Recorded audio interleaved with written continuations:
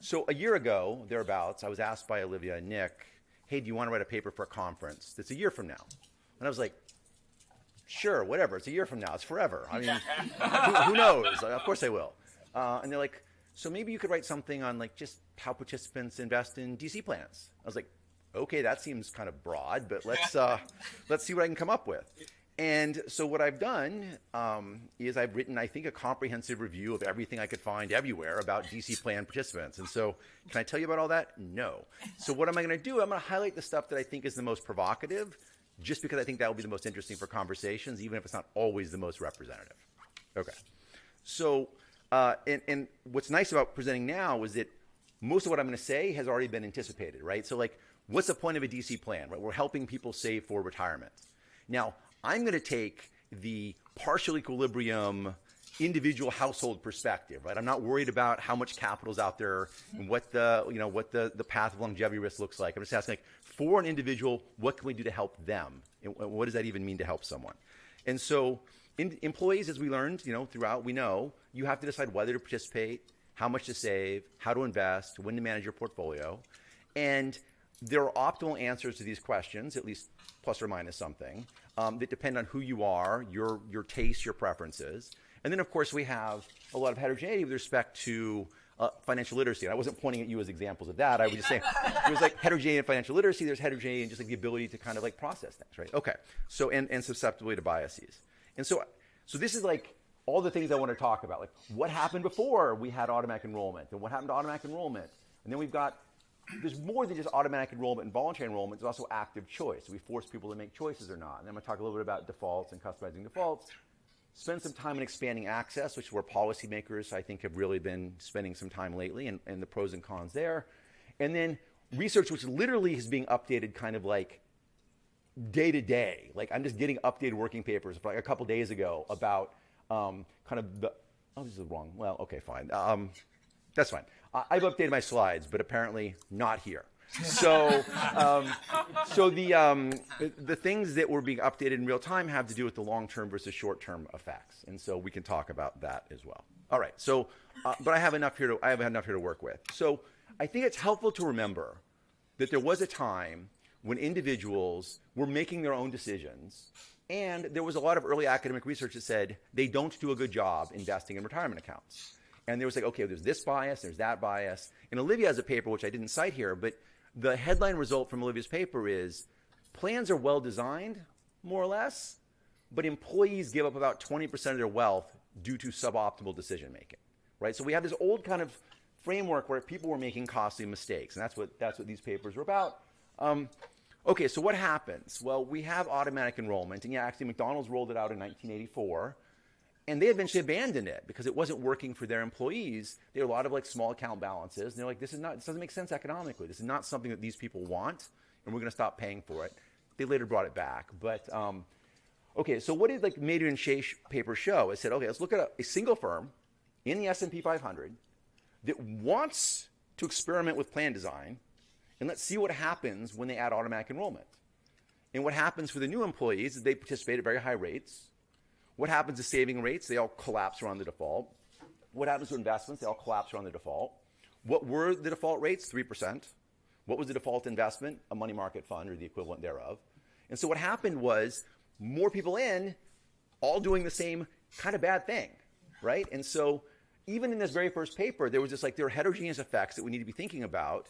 But that's not how most people remember her paper or the first set of papers. They remember it as this gets us increased participation, and that's good. And participation is good, but we have to weigh it against these other things. There's a great paper by Bashir et al. 2023 where they actually have a lit review. Table 1 is like a lit review of the entire literature on automatic enrollment. It's terrific. Okay. Oh, I also like Vanguard also provides stuff about voluntary versus automatic enrollment plans. Huge caveat, though. Two caveats. One, these are Vanguard plans which are subject to size. Anyway, it's a selected sample of plans in the universe, and then of course, to be automatic enrollment versus voluntary enrollment is a choice that was made for some reason, presumably that may have something to do with your employees' needs and desires. Okay, so, but one of the things that I think is useful, and I really want to like push on today, is that, look, yes, we can automatically enroll people. Yes, we can let them make their own choices, or we can force them to make an active choice.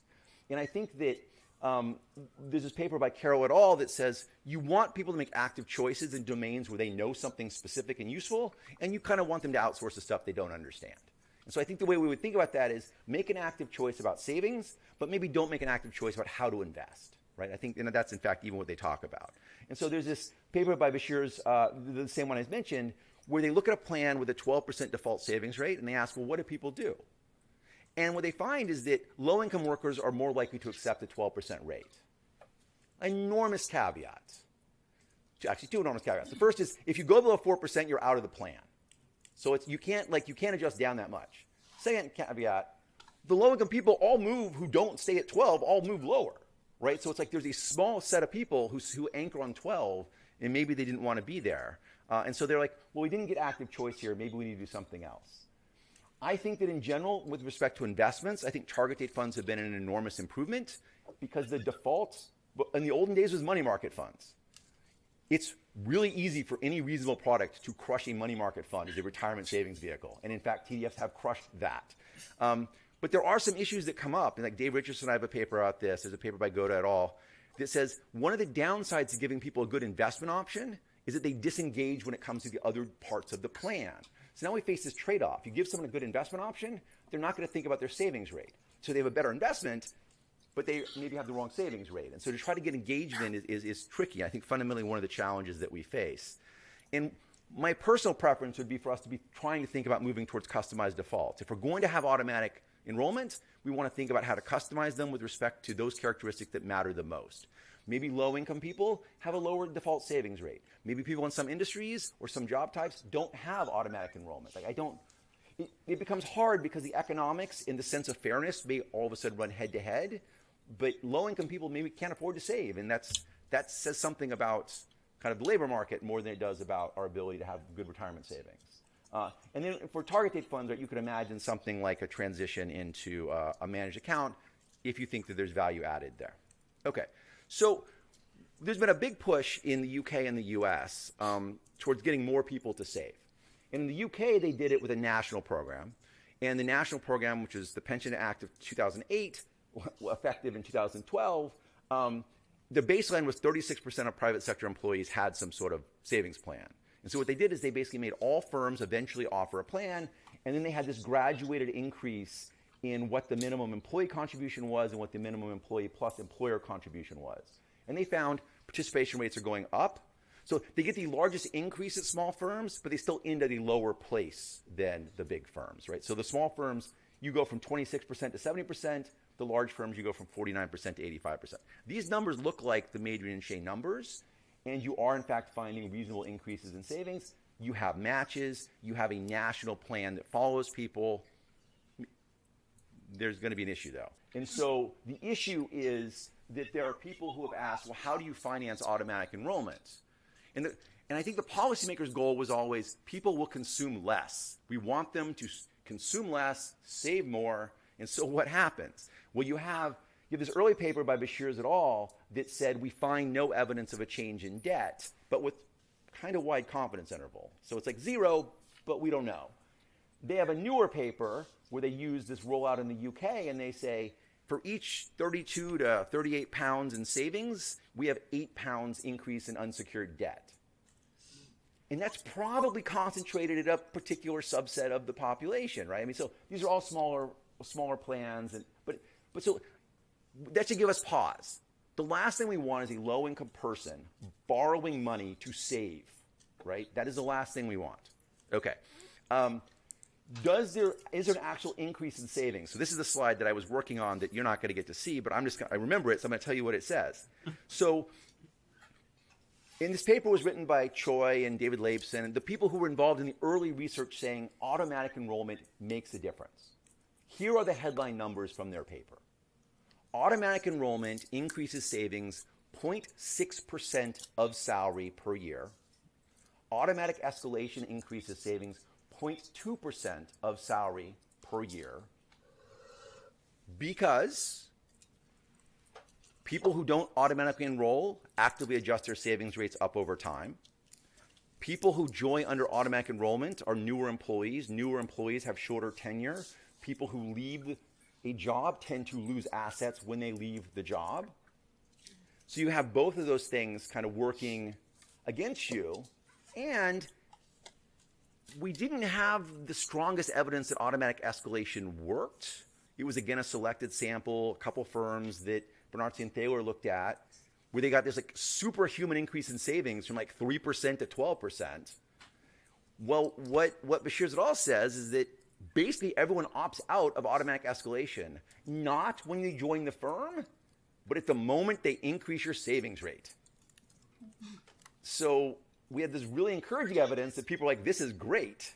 And then you're like, oh, by the way, we're going to increase your savings. They're like, oh, nope, never mind.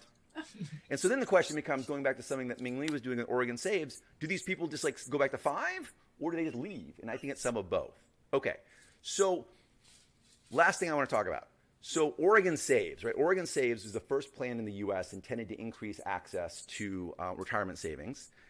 There are 6 plans up there, including Maryland, that have collectively about $1.23 billion invested. It's a lot. Oregon Saves has about a fifth of that, despite being the oldest, because Oregon is not as big as California or Illinois, or it's bigger than Connecticut. But and so what you have is you have 123,000 accounts with positive values. You have $245 million, so you've got some reasonable account balances. But what you have is this kind of fundamental problem of, if I don't have a stable job, how can I possibly save for retirement? Okay, how do we see that? 50% of the people opt out. This is not the official Oregon Saves number. They only look at who opts out in the first like 90 days. Well, it turns out that the people are continuously like leaving. So like 44% leave officially, 6% set their rate to 0, so they leave unofficially. And then you have a 37% annual turnover rate, which is a vast understatement, by the way, because employers have no obligation to update these statistics. And so collectively, at the end of 12 months, 69% of the people who were eligible are out. Half of them chose to be out, and the other 19% effectively, whatever, however you want to think about parceling these out, just said, oh, I've lost my job. Do you opt out when you lose your job? Of course not. I've never told a former employer, oh, by the way, change my benefit packet. So you don't. Basically, what we're doing is we're relying on firms to provide updated data that they don't update. Okay, it's worse than that. Most of the firms that enroll in Oregon Saves never send a single dollar to Oregon Saves. The vast majority. Why? Some of them are probably exempt.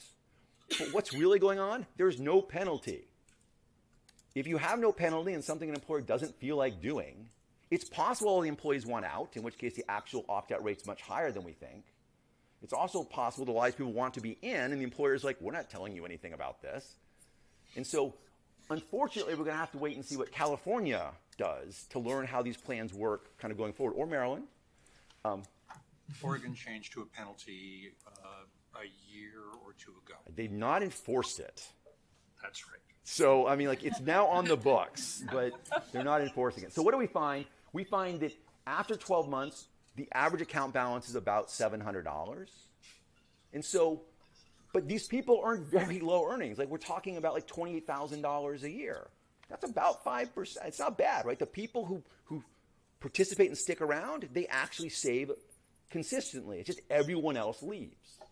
And so how do we want to think about this? And Olivia and I have a paper about this with Ming Lee and John Chalmers. I think we want to think about this as emergency savings, which is I think Maryland got it exactly right. But this is what Oregon did. Oregon set it up to be emergency savings first by putting $1,000 into a money market fund and then rolling additional dollars into a target date fund. But this was in 2018, 2019. The money market fund was paying 0. They were being charged about 100 basis points. And I think the people were like, why am I paying 100 basis points to earn nothing in this account that you put me in that I'm not sure about? So where they decide, well, let's put everyone in the target date fund really fast so they get equity exposure. But it's liquid savings because it's a Roth IRA, but now it's risky liquid savings. Super weird. They also took all of our data away. So there's probably conflict of interest disclosure, I should say, or that's not true. They've been helpful lately, but they did stop giving us administrative data when they were like, we're not sure that we agree with your numbers. Okay. I'm sure my numbers are right. Okay, so I don't have any time. So I was going to say that I think that the promising part of Secure 2 here is efforts to increase liquid savings. I think that that's promising. There are 2 studies from the UK that I was aware of previously. One says the uptake of voluntary liquid savings at the employer is like under 1 percentage point, and that the uptake for auto-enrollment savings is like 50 percentage points. And so I think there's maybe some realm some scope to make progress there. And then kind of the last bullet point, which goes back to things that we've all been talking about, at least on the side, people have no idea how to decumulate. Like my dad's in retirement, he has no idea what he's doing. I'm trying to help him. You know, I kind of know what I'm doing, but like it's not a problem I've spent a lot of time thinking about. Kind of maybe shame on me. And we need more regulation products to really kind of push the decumulation phase. Like we're basically good at saying save, save, save, save, and then people are like, wait, okay, now what? Like, I don't know. Like go buy a product from an insurance company. All right, so that's it. Hopefully, I've been provocative enough to get some questions.